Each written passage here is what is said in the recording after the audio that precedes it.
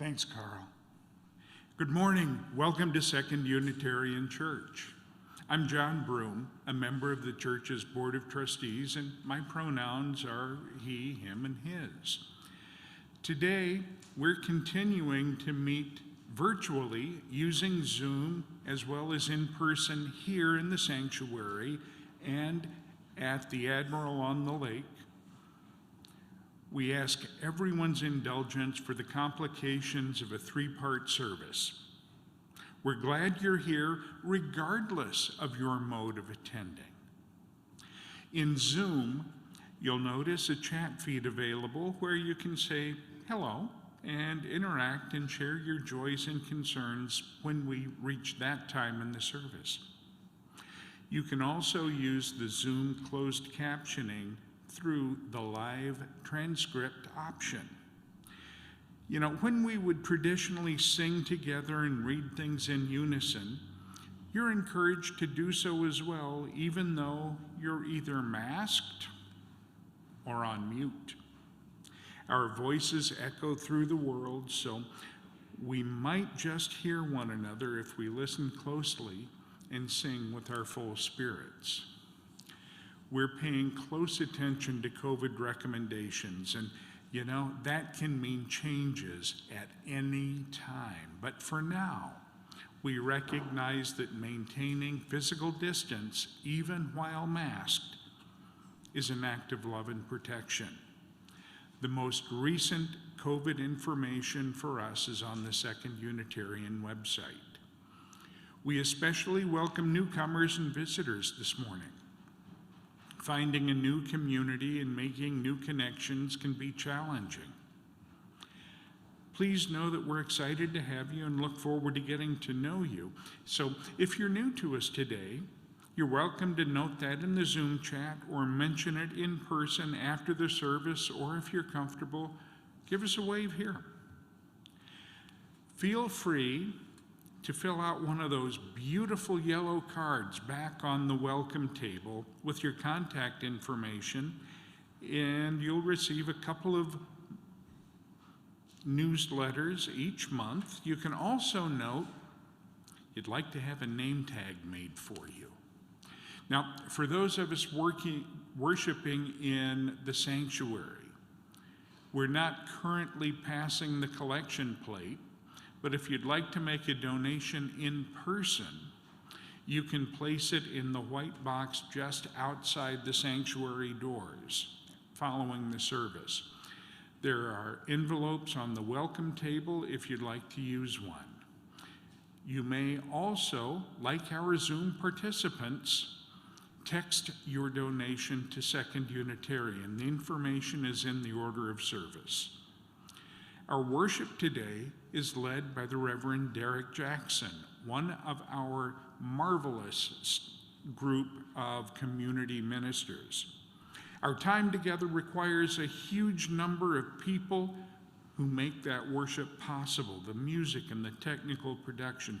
They're listed in the order of service, and we really do thank them for their ongoing service to the congregation. Now, Alicia Obando, you have a couple of announcements to share, I understand.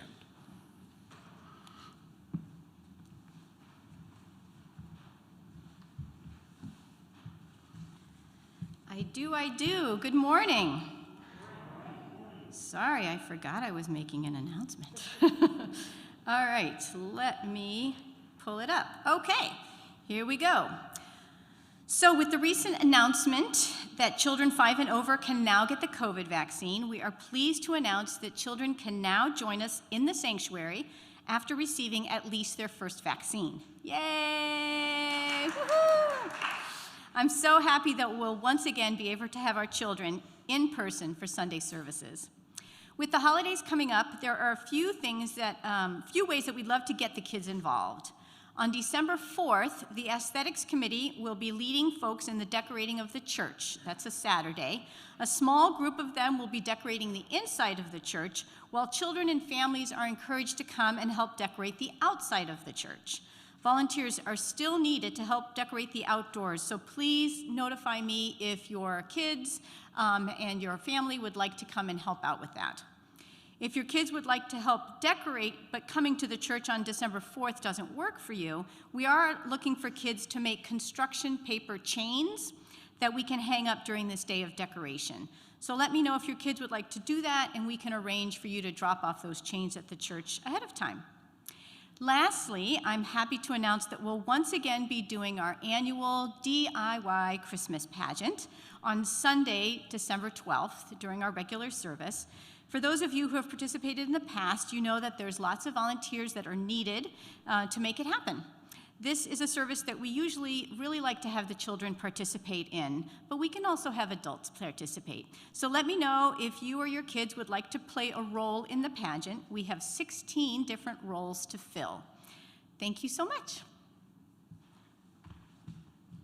Thank you, Alicia. You can find so much more information and announcements in the order of service.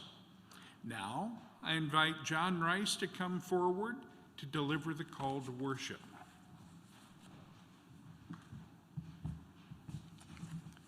Good morning. Our words today come from Reverend Scott Taylor.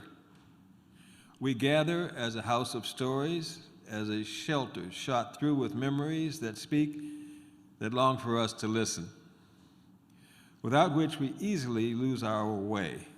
As we learn of those who have gone before, the way in front of us becomes more clear, and we attune ourselves to the many shoulders on which we stand. Purpose, not want and winning, asserts itself as the logic of our lives. As we remember what they survived and how they sacrificed for the faceless us who would come after, we find a courage far beyond what we could muster on our own. Beneath this seemingly dry dirt and seemingly lonely roads, there are wells from which we can drink. Come, let our thirst guide us there. Come, let those sweet ghosts whisper their gifts. Come, let us drink from the web of memories that sustain us all.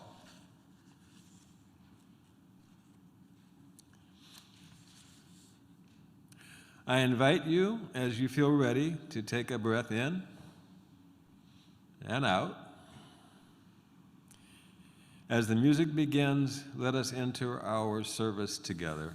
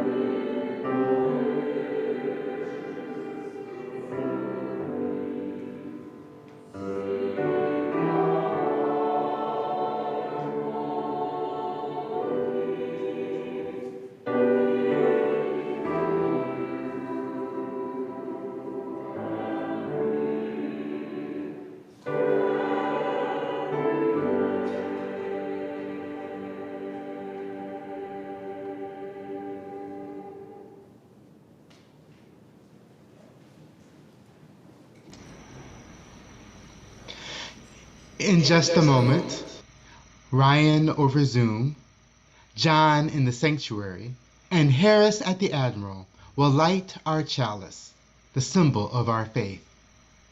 We light our chalice this morning with these words.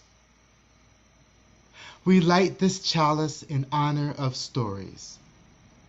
Old stories and new stories, stories of challenge and hope, the stories that shape us, and the stories that move us forward. Ryan, John, and Harris, would you light our chalice, please?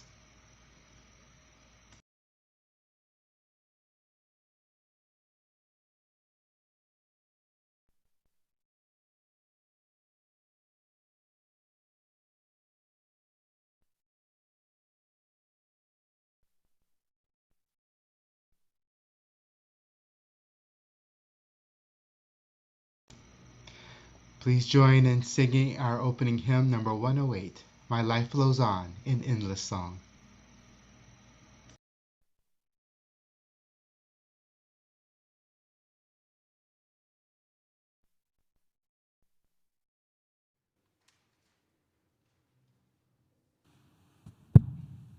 Thank you. Please rise in body or in spirit and join me in singing hymn number 108, My Life Flows On in Endless Song.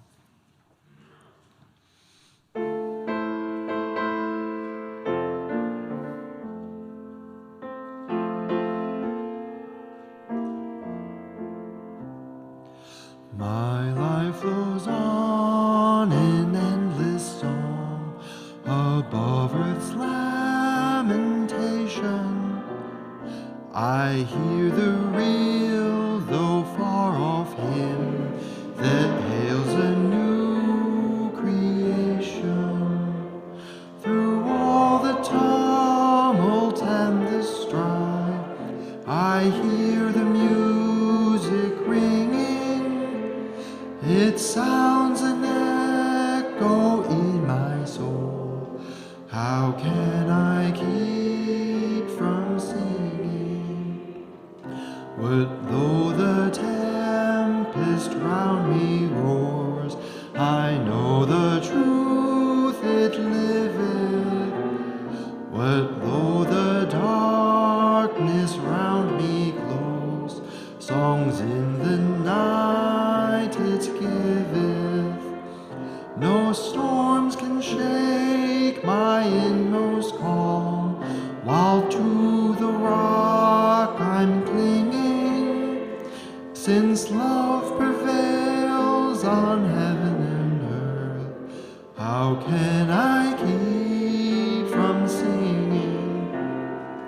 When tyrants tremble as they hear the bells of freedom ringing, when friends rejoice both far and near, how can I keep from singing? To prison cell and dungeon vile, our thoughts to them are winging. When friends by shame are undefiled, how can I keep from singing?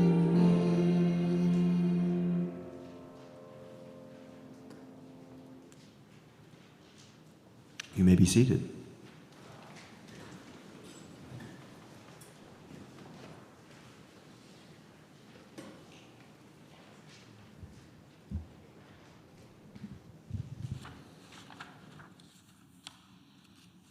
Now we join in reading our covenant.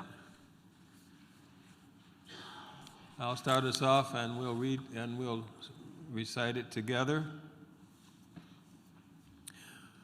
We covenant to build a community that challenges us to grow and empowers us to honor the truth within ourselves.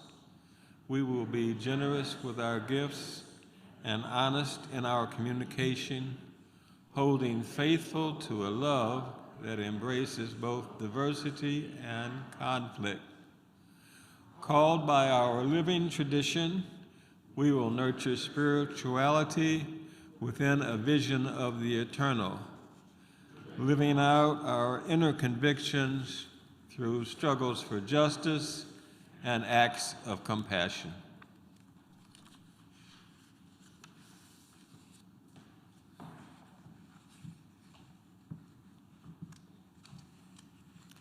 Please join me in singing our congregational hymn, Spirit of Life.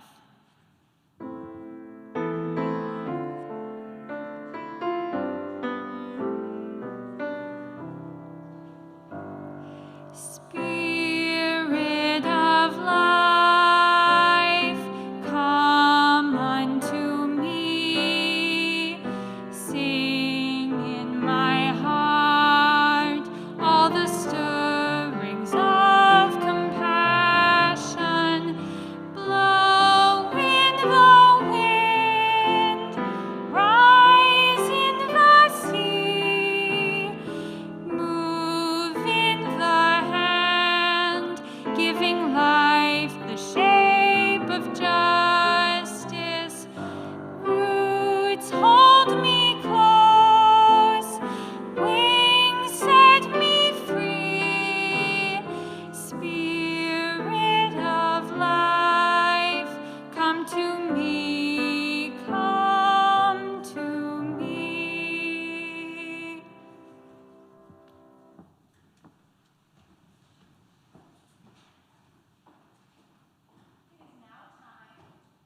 Story for all ages. If you are at home on Zoom and you have some kiddos around, now is a good time to ask them to join you. Today's story is called From the Stars in the Sky to the Fish in the Sea.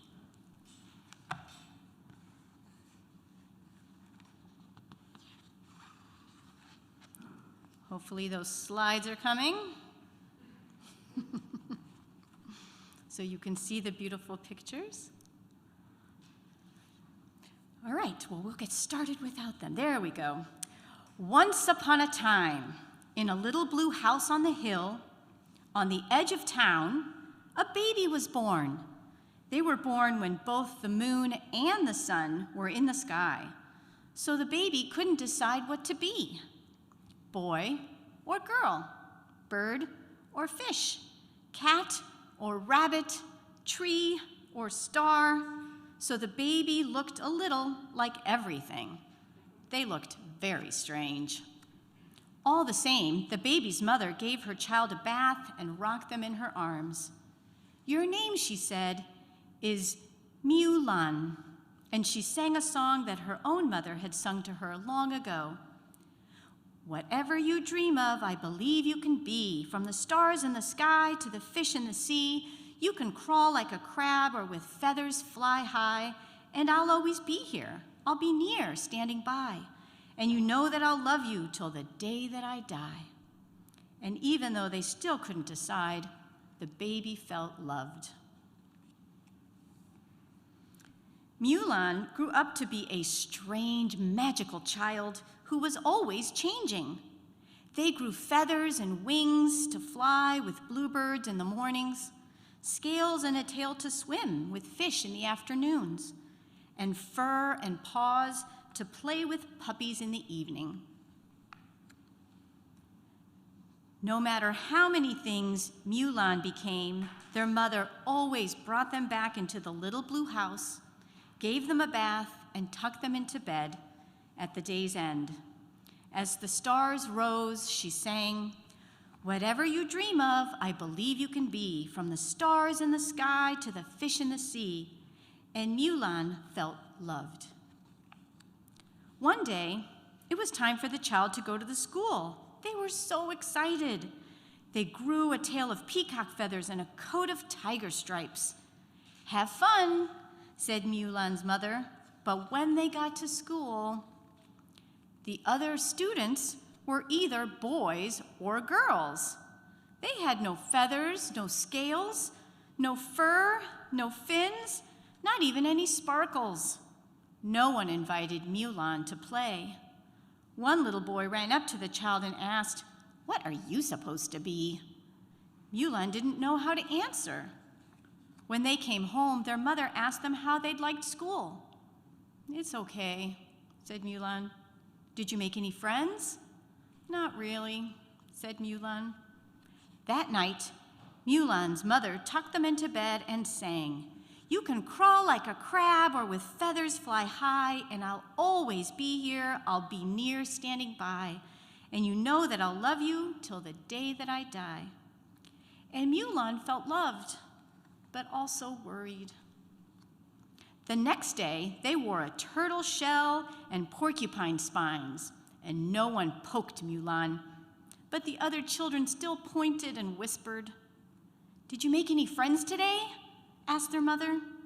"Not really," said Mulan. That night, Mulan's mother tucked them into bed and sang, "Whatever you dream of, I believe you can be, from the stars in the sky to the fish in the sea." And Mulan felt loved, but they also felt sad. The next day, Mulan wore no feathers, no scales, no leaves, no fur, no fins, no shells, no spines, not even any sparkles. Mulan was invited to play baseball with the boys. No one pointed, whispered, or laughed, or stared. But when Mulan joined the girls playing hopscotch, "Boys don't play hopscotch," said a little girl. "Are you a boy or a girl anyway?" asked a little boy. "Didn't you have a shell the other day?" asked a little girl. "And feathers the day before? What are you supposed to be?" said several children all at once. "I don't know," Mulan shouted, and galloped out of the playground on horse's hooves, swam through the stream with a fish's tail, and soared up the hill on an eagle's wings. "How was school?" asked Mulan's mother. "I wore feathers and stripes so that the other kids would think I was beautiful, but they thought I was weird. And then I wore a shell and spine so that no one would pull or poke me, but they wouldn't talk to me. And then I tried to be just like everyone else, but I haven't made any friends. I can't decide what to be. Why do I have to be just one thing?" "It isn't always easy to be different from everyone else," said their mother. "But you can only be who you are." "What if the other children don't like who I am?" sniffled Mulan. Their mother smiled sadly. "I don't know," she admitted, "but I do know this. Whatever you dream of, I believe you can be, from the stars in the sky to the fish in the sea." And Mulan felt loved. That night, they slept a deep sleep. The next day, Mulan wore fur, feathers, scales, leaves, and many sparkles that glittered like stars. For a moment, none of the other children spoke. And then a little girl said, "You can fly? That is so cool." "I like your sparkles," said a little boy. "I'm sorry I pulled your feathers," said the boy with red hair. "I was a little jealous of them." Mulan asked, "Does anyone want to play with me?" They showed the other children how to gallop like horses, climb like monkeys, and swim like fish. It was fun to be very many different things. And the child of fur, feathers, scales, leaves, and sparkles, who was neither boy nor girl, but many things and always changing, felt happy. In the little blue house on the hill, on the edge of town, Mulan's mother smiled and sang the song her mother had sung to her once upon a time. "Whatever you dream of, I believe you can be, from the stars in the sky to the fish in the sea. You can crawl like a crab or with feathers fly high, and I'll always be here. I'll be near, standing by, and you know that I'll love you till the day that I die. Whatever you dream of, I believe you can be, for you are my child, courageous and free." It is not always easy to be who we are. Sometimes we don't even know who we want to be, but we just need to be ourselves and be courageous. Thank you.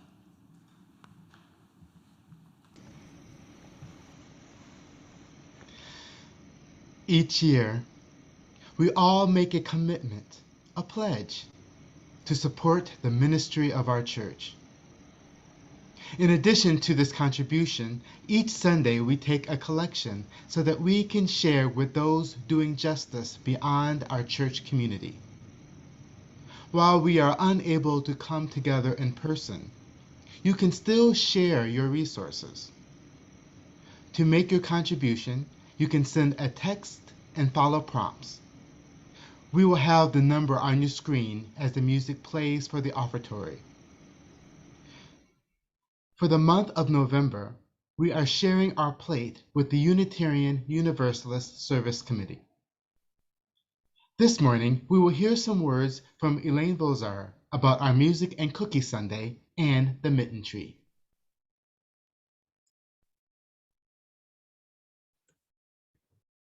Hello.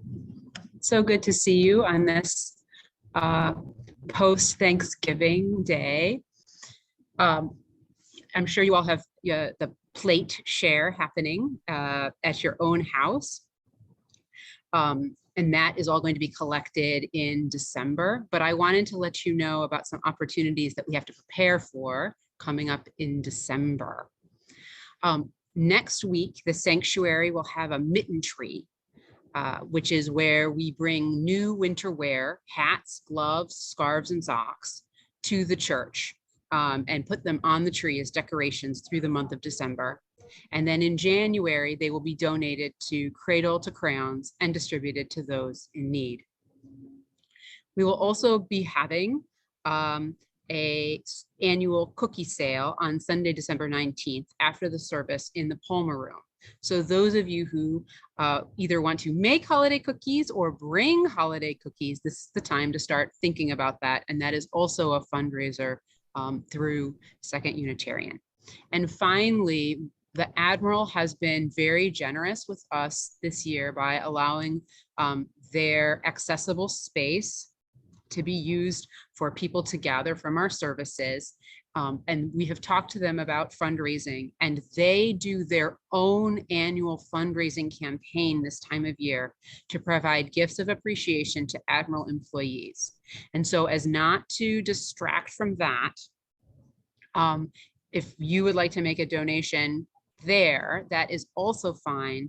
All of the Admiral's culinary employees and housekeeping employees and everybody at the front desk are on salary, and they are allowed neither tipping nor gifts. So this is a fundraiser that gives them some support, some extra support, and they are running behind on their goals. There are so many ways to give it to you, and we are appreciative whether that gift is in your presence, with your money, or with your own special gifts and feathers. Thank you.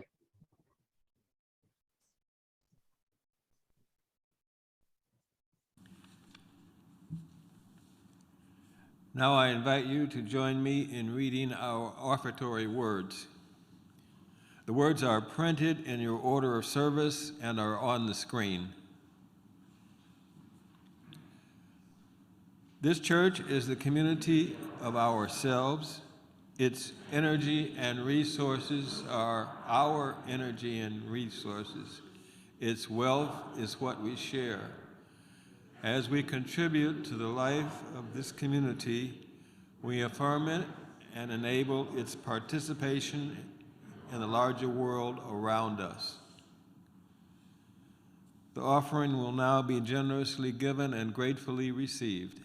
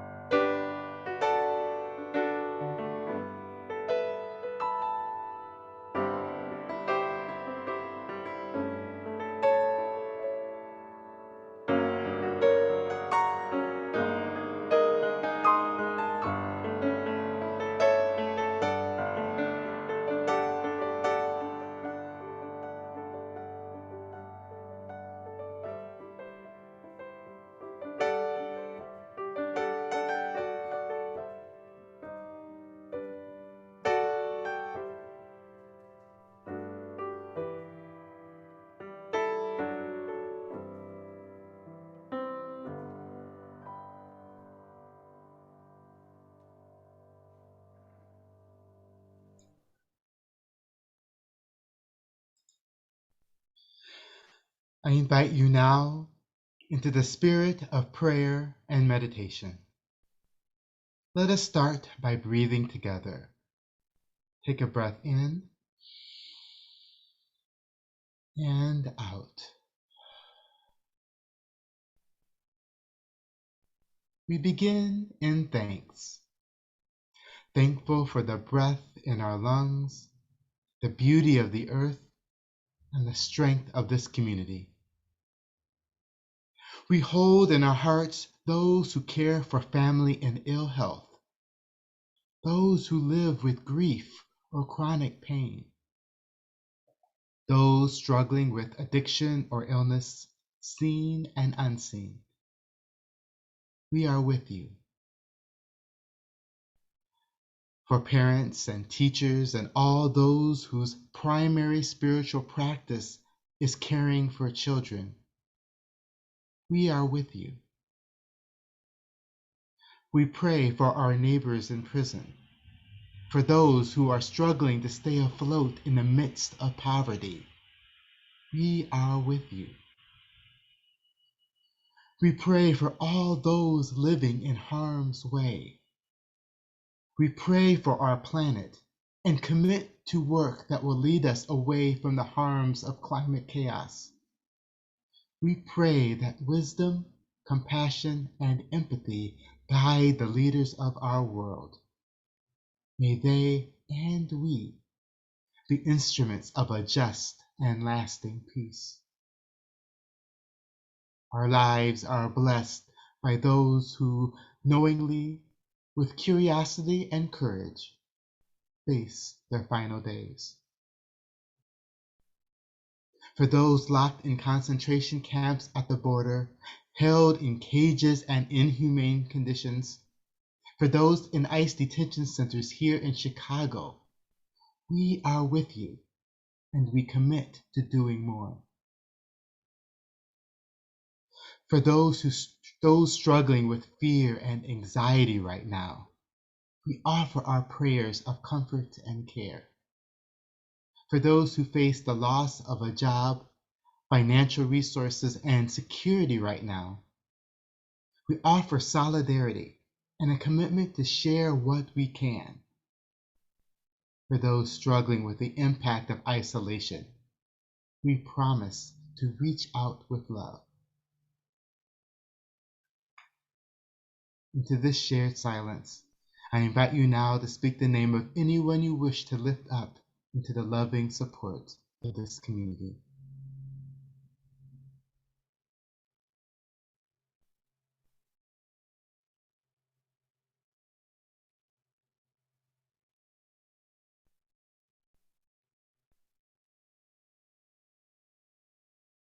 With our deepest compassion, let us hold in our hearts those named and unnamed, those remembered and those forgotten. Let it be so. Amen. Blessed be.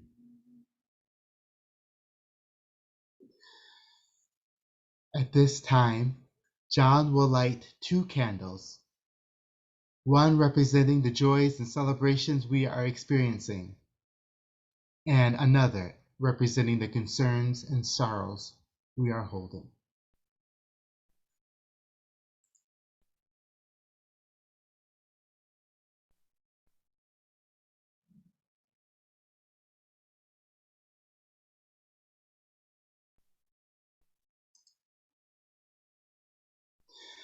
As we wish to return to our congregational ritual of lighting candles for our joys, concerns, and sorrows, we want to maintain our safety and comfort with each other. You are invited to come up and get a candle from the usher, or have the usher light the candle for you. As you end your time of contemplation and candle lighting, we invite you to use the hand sanitizer available so that we all can be clean and safe together in our service. At the same time, I invite our friends at the Admiral to come forward and to take a pebble from one bowl. Hold it tightly, putting your energy into the stone. And then, knowing your joys and sorrows to be shared with this community, to let it go lightly into the other bowl. As the music continues, I invite our friends online to share your joys and concerns in our chat window.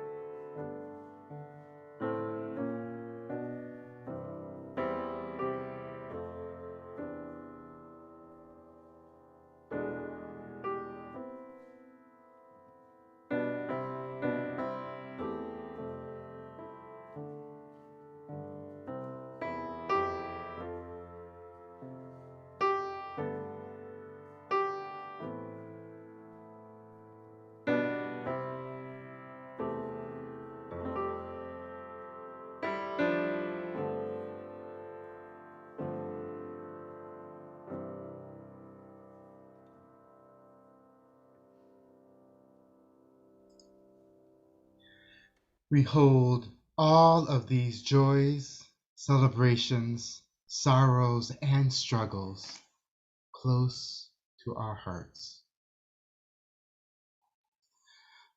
John Rice will now share our first reading.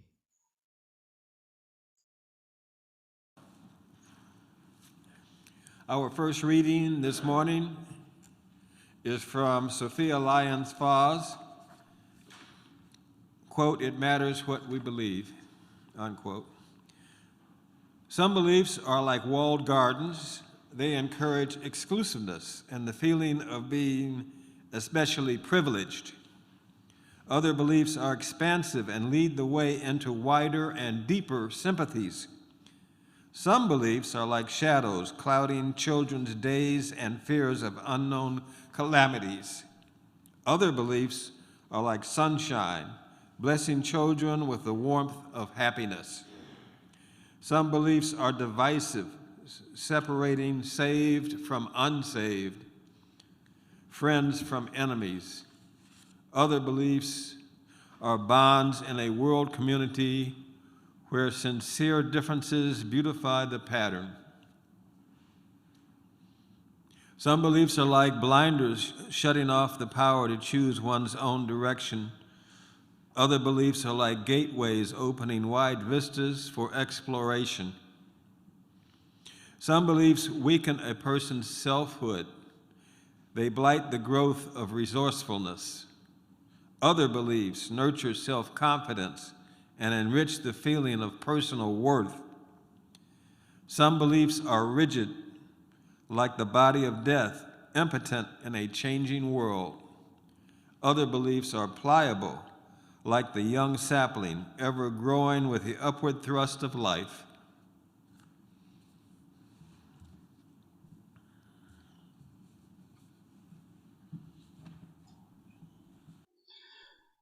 Our second reading this morning is from The Stories We Tell by Chris Bateman. Our lives are shaped and guided by the stories we tell about ourselves. There are the stories you tell about yourself, your self-image, which dictate what you can bring yourself to do or attempt. There are the stories you tell about others, innocent gossip, news and chatter, or pernicious slander, prejudice, and defamation. There are stories we tell of the interpretation of observations, which go by the misleading terms facts and knowledge, and stories we tell of what cannot be observed or tested, ineffable beliefs, which philosophers term metaphysics. The stories we tell are fundamental to who we are, but they are also elemental to what we can achieve. One story, told in an appropriate fashion and couched in language viable to its audience, can change the world. Indeed, there are many such stories which have already changed the world. Zarathustra or Plato's stories of good and evil as absolutes. Buddha or Jesus' stories of universal love. Darwin's stories of descent with modification. Nietzsche and Kierkegaard's stories of reality as interpretation. Einstein's stories of relativity. The question we face in trying to get to grips with our existence appears to us all too often as, which stories are true? Yet truth, in this sense, means little more than assessing compatibility with the stories you have already accepted. Instead, I suggest the question, which stories shall we tell? Let us hear our anthem, please.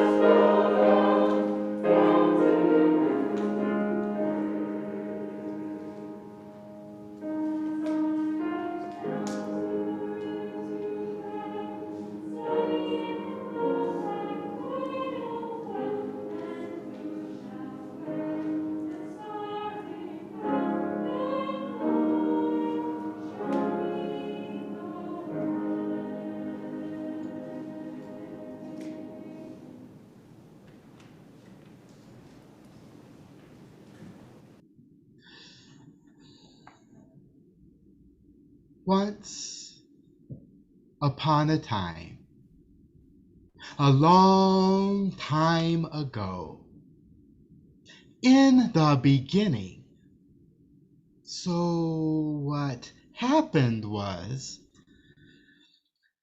these are all phrases that begin a story. When we hear them, our ears perk up. We start to listen because we know a story is coming. We are conditioned to hear those words, to respond, to be ready for what is to come. And so much around us is grounded in story. And what really is a story? In the field of narrative therapy, they define stories as events linked in a sequence across time according to a plot. So basically, a series of events pulled together that we've woven some sort of narrative that combines them together. And so much of our lives are full of stories. From a very young age, we are embedded in stories. We are read stories as children. We hear stories in school. People tell us stories all the time. We are surrounded all by story. And so how we understand the world in many ways is shaped by the stories that we understand. Some of the stories that we have are stories that have been given us, stories that we have received from others, taken on, and those are our stories too, because those were shared with us. But sometimes those stories don't quite fit. They're not exactly resonating with who we are, our ideas of the world. They're slightly off, or sometimes they are hugely off. And in the field of narrative therapy, they say that we can redefine ourselves by changing our story, which is, I have found a very interesting concept, but also found it very true. That if we change the stories that we tell about ourselves, we then shift the narrative of who we are and a different understanding of who we are. And this isn't about creating a complete fiction. This isn't creating something that is not true to ourselves. It's actually about finding that deeper truth and resonating with that, sharing that. It's about taking the events in your life and finding a different narrative, and maybe even finding events that you had forgotten and telling a different story with those events, changing the plot. But it's still the events that happen, and it is still true. Let me give you an example.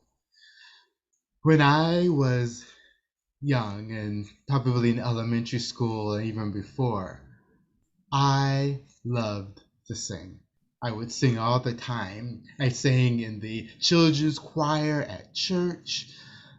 I loved to listen to music and sing along. At school, when there was an opportunity for a choir, I always signed up. I always wanted to participate. I loved to sing. And that kept going on. And I don't remember the moment that things shifted. It was somewhere around middle school, high school. I can guess that it was probably around the time my voice started to change. But all of a sudden, I told the story that I could not sing. I stopped singing. And I still have no, to this day, don't know what it was, but I would tell everyone that I don't sing. And I stopped singing, at least in public. I still like to listen to music and sing along, and I would do that more quietly or maybe more loudly if no one was around. But I had this story that I did not sing, and I kept that story all through high school and all through college. And then it wasn't until I was in about my mid-20s when I was living in Boston, which coincidentally I am here preaching for you right now in Boston. And I was at a LGBT, I think this was actually Gay Pride, and I heard an LGBT gospel choir, the Boston Rainbow Gospel Chorus. And I loved gospel music. And I just was excited to see gay people singing gospel, something that just didn't seem to be something that I had imagined, that people can be out and singing gospel. And I wanted to sing. And at the end, they had said, we're inviting people to come and you can join. And I thought about it and I said, well, I can't sing. And so I didn't. And then I heard them at another concert, and I listened and loved it. And this time after that, I said, well, I guess I'll try. I think they said something like, you don't have to be a great singer to join, just come and join. So I felt the invitation was open, and I did. And I joined and I sang, and no one ran screaming. And actually, someone even said that I had a nice voice, and I was surprised. But that reconnected me to singing. And from then on, I would sing all the time. In fact, this choir was the introduction to Unitarian Universalism, because we rehearsed at Arlington Street Church in Boston. And I started singing in the church choir, and I eventually sang started to sing in musicals, and my whole story changed, and I reclaimed singing. And I realized that I had forgotten through this whole series of years that I said I didn't sing, that I had forgotten that I used to sing as a child. That those events, that part of the story was gone. It was lost. And it wasn't until I started singing again that I remembered that there was a time that I sang. And I created a new story, remembering those events and putting a new story together as a singer. And so many of us have stories like that, stories where something was told to us, or we accepted a story or created a story that wasn't totally accurate or didn't truly represent us deeply. And we hopefully at some point was able to reclaim, to rearrange our stories so that we can bring out the best of us, the truth of us that people might not get to see. And as we as people have stories, As communities, we have stories as well. Stories that have been passed down from person to person that shares who we are as a community, whether it is our family or our friend community or our congregations or our local communities, however it manifests. We have stories that we tell. And sometimes we need to think a bit about these stories.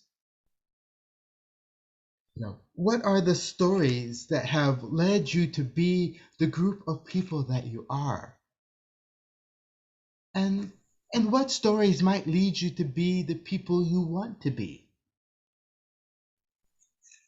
Sometimes we get stuck in our stories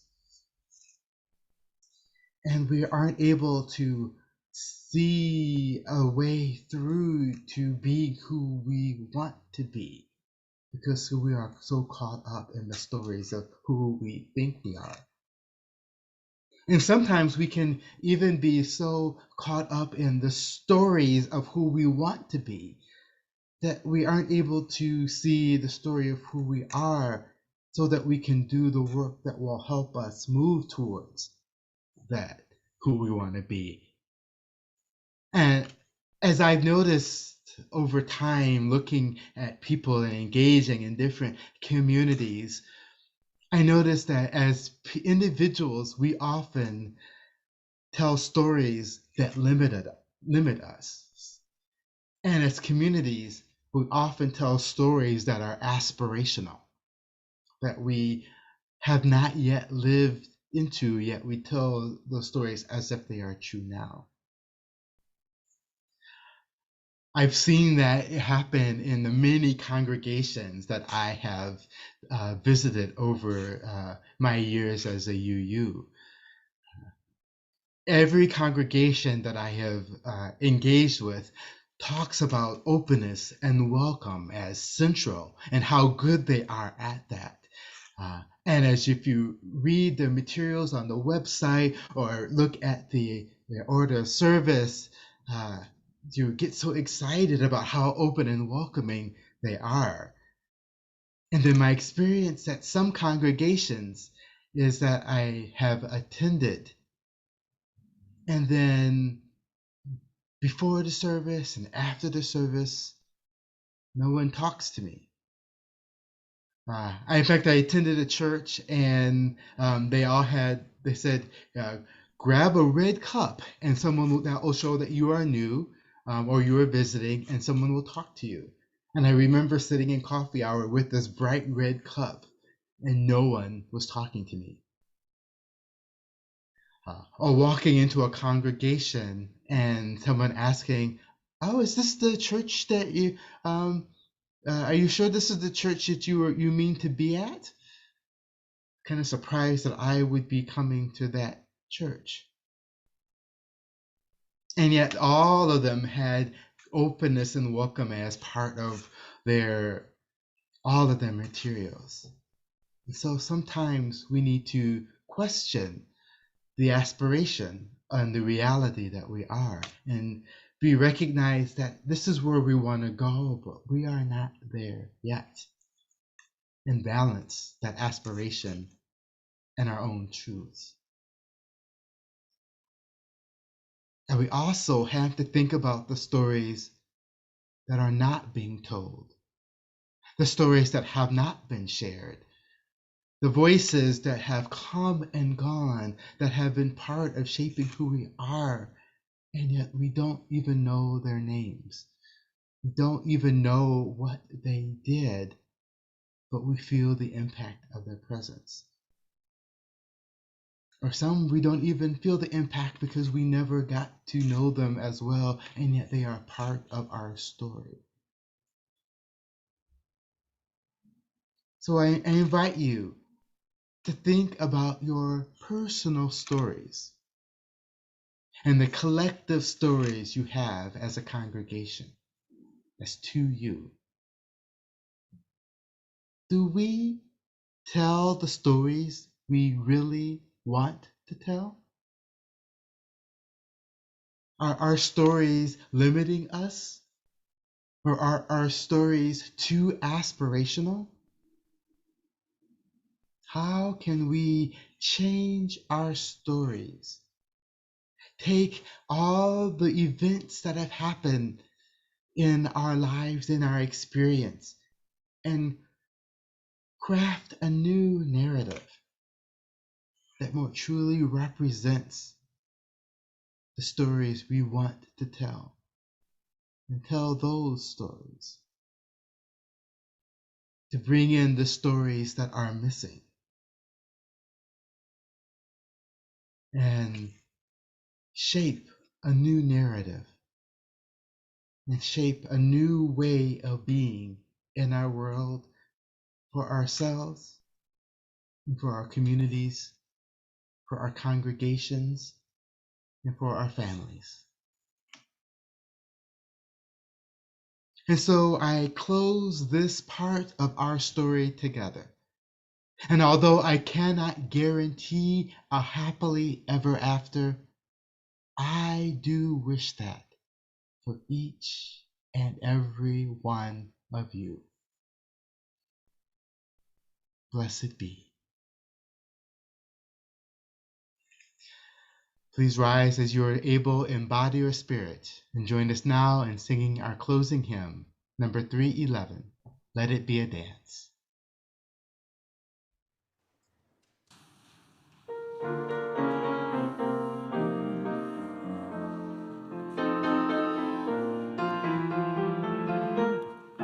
Let it be a dance we do.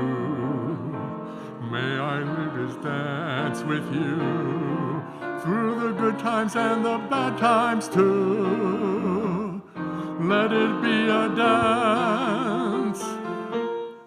Let a dancing song be heard. Play the music, say the words, and fill the sky with sailing birds. Let it be a dance, let it be a dance, let it be a dance. Learn to follow, learn to lead. Feel the rhythm, feel the need. To reap the harvest, plant the seed. Let it be a dance. Let it be a dance we do. May I have this dance with you through the good times and the bad times too. Let it be a dance. Everybody turn and spin. Let your body learn to bend. And like a willow with the wind, let it be a dance, let it be a dance, let it be a dance. A child is born, the old must die. A time for joy, a time to cry. Take it as it passes by. Let it be a dance. Let it be a dance we do. May I have this dance with you through the good times and the bad times too. Let it be a dance. Morning star comes out at night. Without the dark there is no light. If nothing's wrong, then nothing's right. Let it be a dance, let it be a dance, let it be a dance. Let the sunshine, let it rain. Share the laughter, share the pain. And round we go again. Let it be a dance.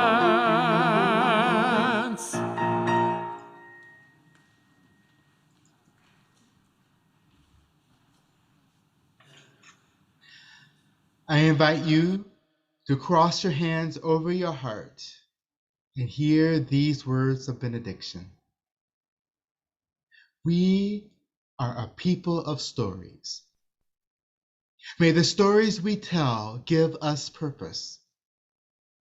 May we revise the stories that constrain us. And may we reclaim the stories of those we lost along the way. Blessed be. Go in peace.